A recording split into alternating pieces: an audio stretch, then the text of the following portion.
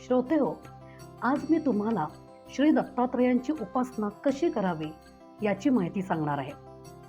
ही माहिती मी तुम्हाला श्री दत्तात्रेय पुराण या पुस्तकातून देत आहे. चला तर मग बघूयात दत्त उपासना याबद्दल श्री दत्तात्रेय पुराण काय सांगते ते. एकदा महर्षी व्यासांना त्यांच्या शिष्यांनी विचारले की गुरुनाथा, दत्तात्रेयांची उपासना कशी करावी. तेव्हा महर्षी व्यास म्हणाले, दत्त जयंतीला मार्गशीर्ष महिन्यातील पौर्णिमा हा दत्ताचा जन्मदिवस असल्याने या दिवशी दत्त जयंतीचा मोठा सोहळा सर्वत्र साजरा केला जातो. या आधीच आठवडाभर श्री गुरुचरित्राची पारायणे कोणी घरी तर कोणी देवळात किंवा मठात अखंड पारायणात भाग घेऊन करतात. आता नित्याची दत्त उपासना कशी करावी, तर संकटाचे निवारण व्हावे किंवा मनातील इच्छा पूर्ण व्हाव्यात यासाठी दत्त मंदिरात जाऊन दत्ताचे दर्शन घेणे, त्याला मनोभावे आळवणे. रोज दत्त मंदिरात जाऊन दर्शन घेऊन 7, 14, 21, 28, 35, 42 किंवा 52 यापैकी कितीही संख्येने प्रदक्षिणा ठरवून घालणे. रोज दत्तस्तोत्र 21 वेळा वाचणे. दत्तमूर्तीवर अभिषेक करणे. दर्शन घेऊनच अन्न घेणे. गुरुगीतेचा रोज एक पाठ करणे. दत्ताच्या कोणत्याही एका ठराविक मंत्राचा जप करणे. गुरुवारी संपूर्ण दिवस उपवास करावा. थोडासाच फराळ किंवा दूध इत्यादी चालेल. सायंकाळी दत्ताची षोडशोपचारांनी पूजा करून उपवास सोडायचा. असे सलग 16 गुरुवार करणे. 17व्या गुरुवारी पूजेनंतर नैवेद्य दाखवून तो प्रसाद सर्वांना वाटून संपवणे. सायंकाळी नेहमीप्रमाणे उपवास सोडणे. या 16ही गुरुवारी कपडे धुवू नयेत, केस कापू नयेत, माठ विसळू नये, अपशब्द किंवा शिव्या तोंडातून बाहेर काढू नये, कोणतेही व्यसन टाळावे, ब्रह्मचर्य पाळावे. 16व्या गुरुवारी 3 सज्जन व्यक्ती, स्त्री किंवा पुरुष, कोणालाही बोलावून त्यांना 1-1 कप आटेव दूध व शक्य तेवढी दक्षिणा द्यावी.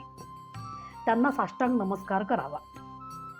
धातूच्या दत्तमूर्तीवर अभिषेक करून ती मूर्ती सज्जन व्यक्तीला दान द्यावी. या उपायाने अगदी असाध्य रोग किंवा व्याधी बरी होते.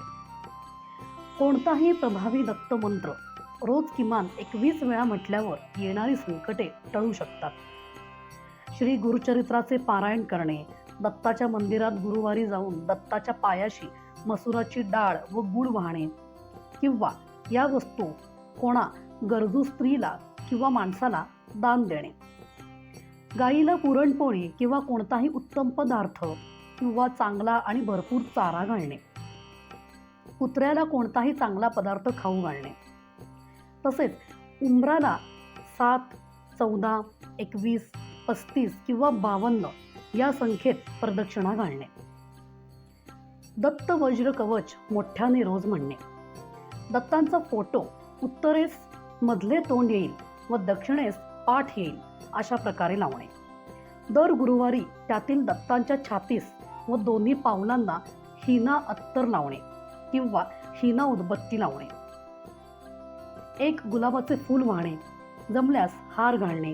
पेढ्यांचा किंवा कोणत्याही गोड व सात्विक पदार्थाचा नैवेद्य दाखवणे. घरी आलेल्या कोणाही अपरिचित व्यक्तीस कधीही बिनमुख पाठवू नये.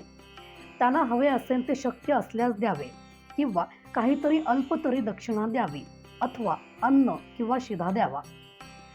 गाईला गोग्रास व कुत्र्याला भाकरी दर पौर्णिमेला तरी घालणे. मांस, मासे इत्यादी टाळणे. मद्यही टाळणे. कोणतेही व्यसन टाळणे. घराबाहेर पडताना दत्तास नमस्कार करूनच बाहेर पडावे. योगासने जमतील तशी व तेवढी पण रोज करावी. कारण दत्त संप्रदायात अष्टांग योगास किंवा योग मार्गास फार महत्त्व आहे. आपली वृत्ती विरक्त वैराग्यशाली ठेवावी. सर्वांबद्दल दया व क्षमा ठेवावी. उदार दृष्टिकोन ठेवावा. दत्त हे सर्व जगाचे गुरु, पण त्यांचे स्वतःचे गुरु कोण, तर ते 24 सांगितले जातात. अर्थात त्यातही शेवटी दत्त स्वतः सांगतात की या जगातील सर्व गोष्टी म्हणजेच विभूती या गुरुच असून त्या प्रत्येक सजीव निर्जीव गोष्टीकडून नेहमी काही ना काही शिकत राहावे. तर श्रोते हो, अशा प्रकारे श्री दत्त महाराजांची उपासना म्हणजेच 16 गुरुवार कसे करावेत हे दत्तात्रेय पुराणामध्ये व्यास ऋषींनी शिष्यांना सांगितलेले आहे. तेच मी तुम्हाला आज माझ्या व्हिडिओमधून सांगितले आहे. श्री गुरुदेव दत्त.